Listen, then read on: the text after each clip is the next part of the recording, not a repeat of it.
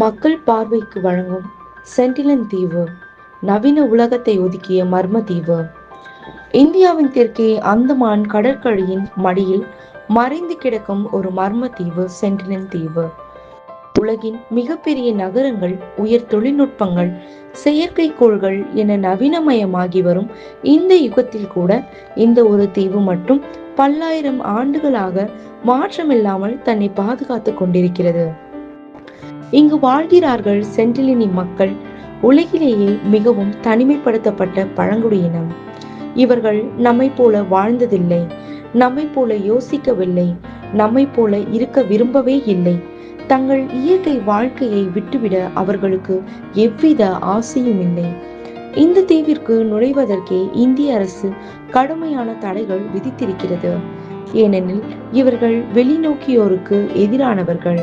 மிகவும் பாதுகாக்கப்பட்ட பகுதியாக இந்த தீவு அறிவிக்கப்பட்டுள்ளது.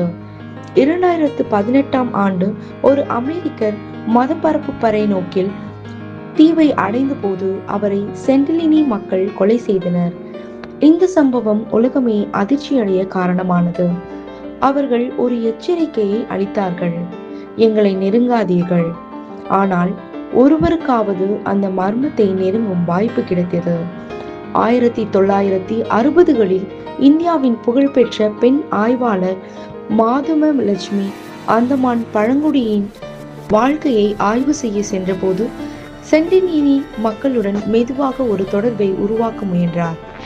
முதல் நாட்களில் எதிர்ப்பு கடுமையாக இருந்தது. ஆனால் அவர் தன்னோடு எடுத்து சென்ற வாழைப்பழம், தேங்காய் போன்ற பரிசுகளை அவர்கள் சற்று சற்று ஏற்க தொடங்கினார். சில நேரங்களில் கடற்கரையில் இருந்து அவர் செயல்களை கவனிக்கும் நிழல்களும் தோன்றின.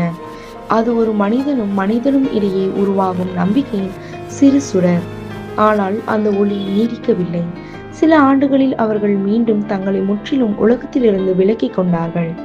இன்று வரை சென்டினினி மக்களின் மொழி என்ன, கலாச்சாரம் என்ன, அவர்கள் எதை நம்புகிறார்கள், என்ன சாப்பிடுகிறார்கள், எதுவும் நமக்கு தெரியாது.